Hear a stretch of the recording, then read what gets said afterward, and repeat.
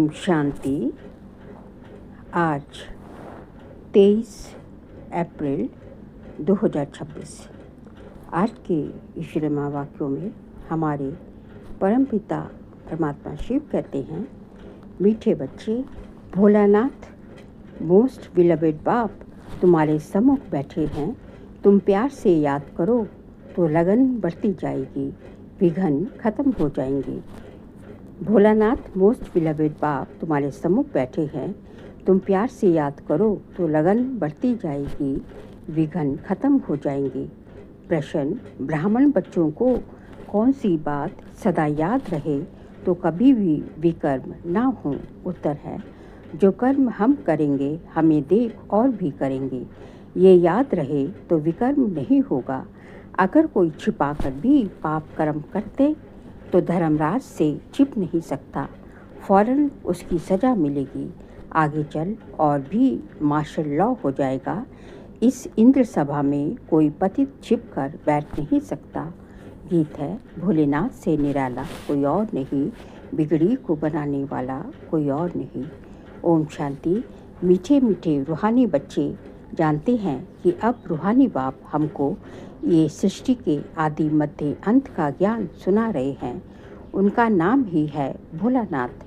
बाप बहुत भोले होते हैं, कितनी तकलीफ सहन करते भी बच्चों को पढ़ाते हैं, संभालते हैं। फिर जब बड़े होते हैं तब सब कुछ उनको देखकर खुद वानप्रस्थ अवस्था ले लेते हैं।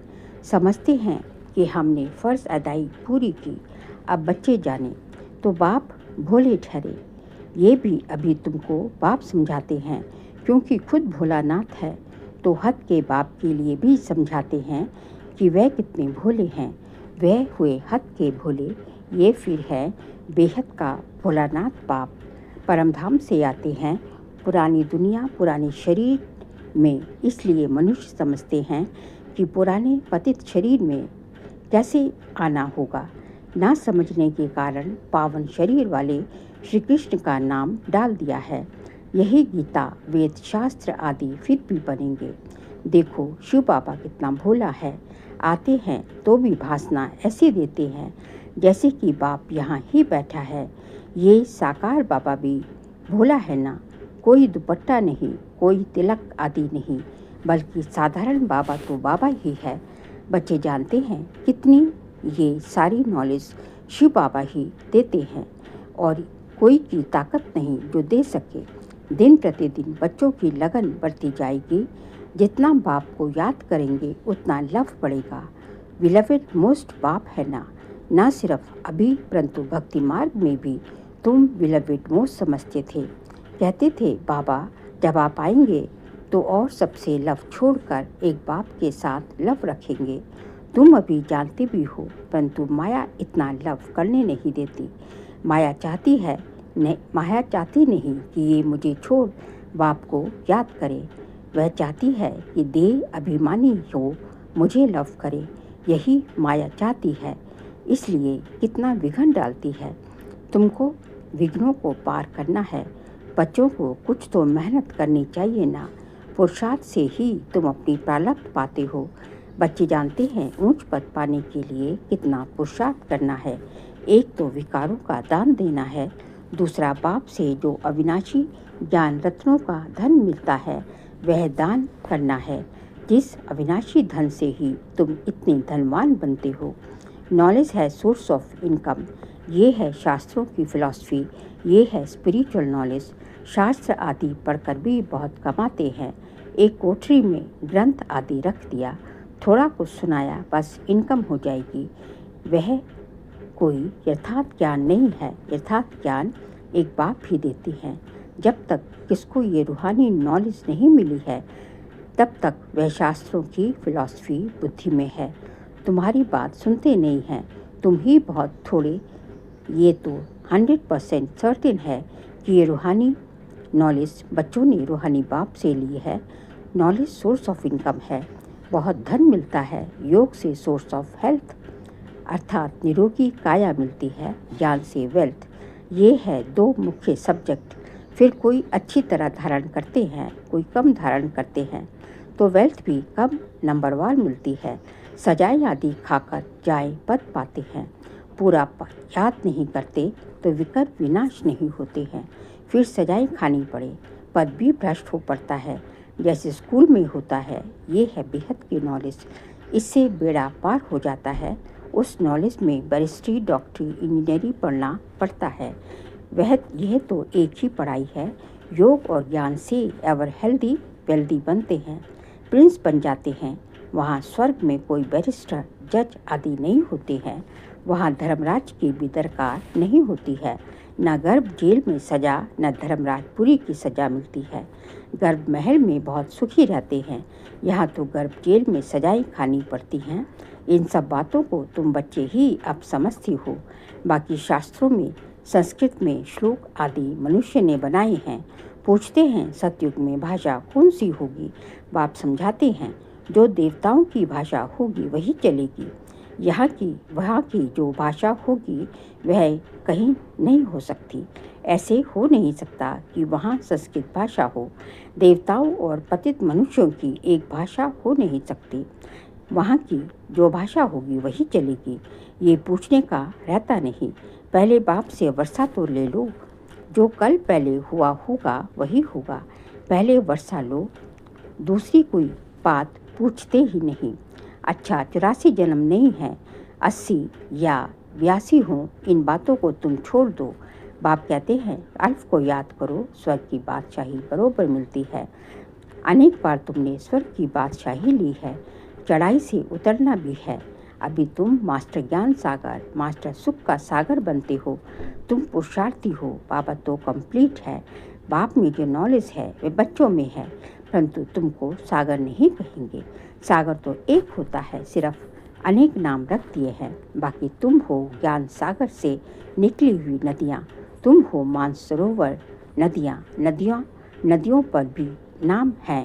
ब्रह्मपुत्रा बहुत बड़ी नदी है। कलकत्ते में नदी और सागर का संगम है, उसका नाम भी है डायमंड हार्बर। तुम ब्रह्मा मुख वंशावली हीरे जैसा बनते हो। बड़ा भारी मेला लगता है। बाबा इस ब्रह्मा तन में आकर बच्चों से मिलते हैं। ये सब बातें समझने की है।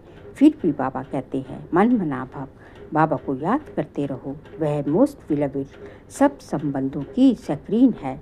वह सब संबंधी हैं विकारी, उनसे दुख मिलता है। बाबा तुमको सबका एवजा दे देते हैं, सब संबंधों का लव देते हैं, इतना सुख देते हैं और कोई इतना सुख नहीं दे सकते।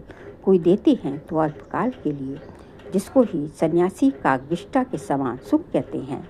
दुख धाम में तो जरूर दुख ही होगा। तुम बच्चे जानते हो, हमने ये अनेक बार पाठ बजाया है, परंतु हम ऊंच पद कैसे पाएं, उसका फिक्र रहना चाहिए। बहुत पुरुषार्थ करना है कि हम वहाँ फेल ना हो जाएं। अच्छे नंबर से पास होंगे तो ऊंच पद पाएंगे और उनको खुशी भी होगी। सब एक समान हो ना सके, जितना योग होगा। बहुत गोपिकाएं हैं जो कभी मिली भी नहीं हैं, बाप से मिलने के लिए तड़पती हैं।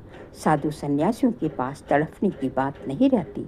यहाँ तो शिव बाबा से मिलने के लिए आते हैं। वंडरफुल बात है ना, घर में बैठकर याद करते हैं शिव बाबा हम आपके बच्चे हैं। आत्मा को स्मृति आती है। तुम बच्चे जानती हो हम शिव बाबा से कल्प कल्प वर्षा लेते हैं। वही बाप कल्प के बाद आया हुआ है तो देखे बिगड़ रह ना सके। आत्मा जानती है बाबा आया है। शिव जयंती भी मनाते हैं, परंतु जानते कुछ भी नहीं। शिव बाबा आकर पढ़ाते हैं, वह कुछ भी नहीं जानते। नाम मात्र शिव जयंती मनाते हैं, छुट्टी भी नहीं करते हैं। बच्चे जिसने दिया, वर्षा जिसने दिया, उसका कुछ महत्व नहीं। और जिसको वर्षा दिया श्री कृष्ण को, उसका नाम बाला कर दिया है। खास भारत को आकर हेवन बनाया है। बाकी सबको मुक्ति देते हैं, चाहते भी सब हैं। तुम जानते हो भक्त मुक्ति के बाद जीवन मुक्ति मिलेगी। बाप आकर माया के बंधन से मुक्त करते हैं। बाप को कहा जाता है सर्व का सदगति दाता। जीवन मुक्ति तो सबको मिलती है, नंबरवार पुरुषार्थ अनुसार। बाप कहते हैं ये है पतित दुनिया, दुख धाम। सतयुग में तुमको कितना सुख मिलता है। उनको कहते हैं बहिश्त। अल्लाह ने बहिश्त इसलिए रचा, क्या सिर्फ मुसलमानों के लिए रचा? अपनी अपनी भाषा में कोई स्वर्ग कहते तो कोई बहिश्त कहते। तुम जानती हो हेवन में सिर्फ भारत ही होता है। ये सब बातें तुम बच्चों की बुद्धि में नंबरवार पुरुषार्थ अनुसार बैठी हैं। एक मुसलमान भी कहता था कि हम अल्लाह के गार्डन में गए। ये सब साक्षात्कार होते हैं। ड्रामा में पहले से ही नुंदा हुआ है। ड्रामा में जो होता है सेकंड पास हुआ कहेंगे, कल पहले भी हुआ था। कल क्या होना है ये पता नहीं है। ड्रामा पर निश्चय चाहिए जिससे कोई फिक्र नहीं रहेगा। हमको तो बाबा ने हुक्म दिया है मामे कम याद करो और अपने वर्षे को याद करो। खत्म तो सबको होना ही है। कोई एक दो के लिए रो भी नहीं सकेंगे। मौत आया और गया, रोने की फुर्सत नहीं रहेगी, आवाज़ ही नहीं निकलेगा। आजकल तो मनुष्य राख भी लेकर कितनी परिक्रमा करते हैं। भाव बैठा हुआ है, सब वेस्ट ऑफ टाइम। इसमें रखा ही क्या है, मिट्टी मिट्टी में मिल जाएगी। इससे भारत पवित्र बन जाएगा क्या? पतित दुनिया में जो काम करते हैं पतित ही करेंगे।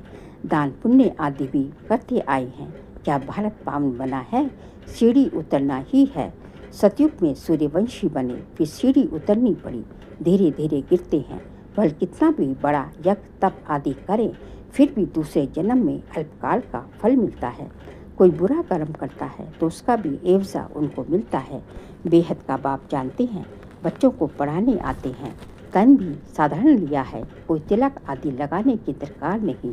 तिलक तो भक्त लोग बड़े बड़े देते हैं, परंतु थकते कितना है। बाबा ने कहा है, मैं साधारण तन में आता हूँ, आकर बच्चों को पढ़ाता हूँ।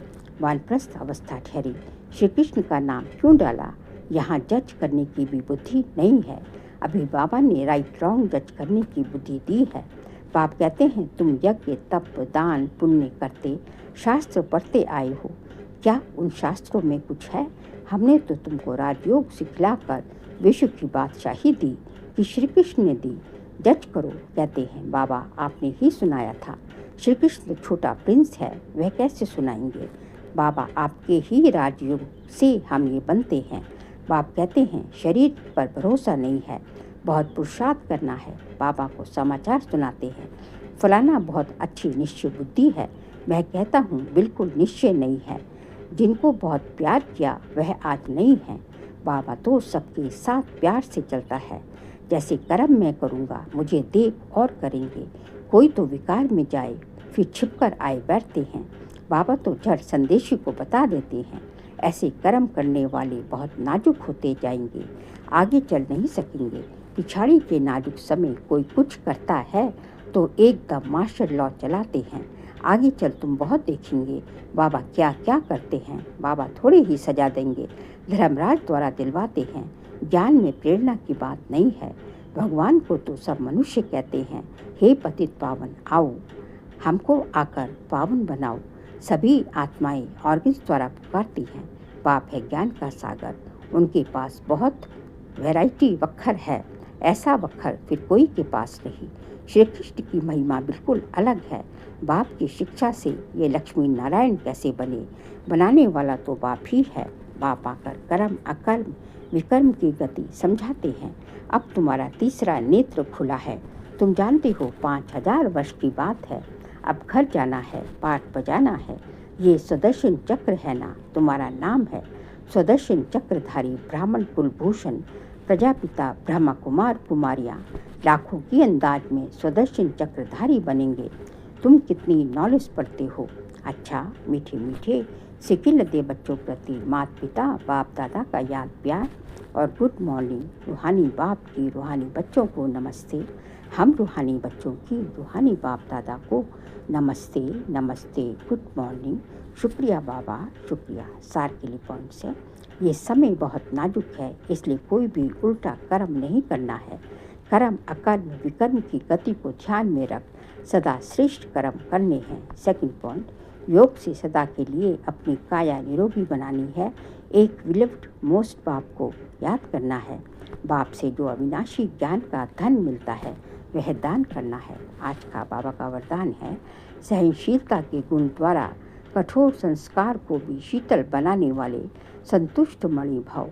सहनशीलता के गुण द्वारा कठोर संस्कार को भी शीतल बनाने वाले संतुष्ट मणि भव। जिसमें सहनशीलता का गुण होता है वह सूरज से सदैव संतुष्ट दिखाई देता है। जो स्वयं संतुष्ट मूर्त रहते हैं वे औरों को भी संतुष्ट बना देते हैं। संतुष्ट होना माना सफलता पाना। जो सहनशील होते हैं वह अपनी सहनशीलता की शक्ति से कठोर संस्कार व कठिन कार्य को शीतल और सहज बना देते हैं। उनका चेहरा ही गुणमूर्त दिखाई देता है। वही ड्रामा की डाल पर ठहर सकते हैं वही ड्रामा की ढाल पर ठहर सकते हैं। स्लोगन: जो वाणी द्वारा नहीं बदलते उन्हें शुभ वाइब्रेशन द्वारा बदल सकते हो। जो वाणी द्वारा नहीं बदलते उन्हें शुभ वाइब्रेशन द्वारा बदल सकते हो। बाबा कहते हैं जो वाणी द्वारा कुछ नहीं सुनते उन्हें तुम जो है वो तुम्हारी बात कैसे सुने। उन्हें जो है शुभ वाइब्रेशन दो। शुभ भावना शुभकामना के द्वारा जो है उनको तुम जो है उनमें कुछ हद तक परिवर्तन ला सकते हो। फिर अप्रैल मास का व्यक्तिशारी का सब्जेक्ट है महान बनने के लिए मधुरता और नम्रता का गुण धारण करो। आज का पॉइंट है जैसे ब्रह्मा बाप के बोल फरिश्तों के बोल कम बोल और मधुर बोल थे, ऐसे यथार्थ बोल बोलो। कारोबार के लिए बोलना पड़ता है लेकिन वह भी लंबा ना करो। हर संकल्प बोल और कर्म में फॉलो फादर करो। हर बोल में मधुरता नम्रता की महानता हो। इसके लिए स्वयं को निमित्त समझकर हर कार्य करो, तब महानता के साथ नम्रता आएगी और सफलता मूर्त बनेगी। हर कार्य में अपने को निमित्त समझो कि मैं निमित्त हूँ, कराने वाला वो है, मैं जो है करने वाला हूँ। तब जो है बाबा कहते हैं महानता के साथ साथ नम्रता भी आएगी। आप झुके रहेंगे, आप जो है क्या बन जाएंगे, मान शान से परे होने आपका जो है अंतर ये गुण आता जाएगा। अच्छा, ओम शांति।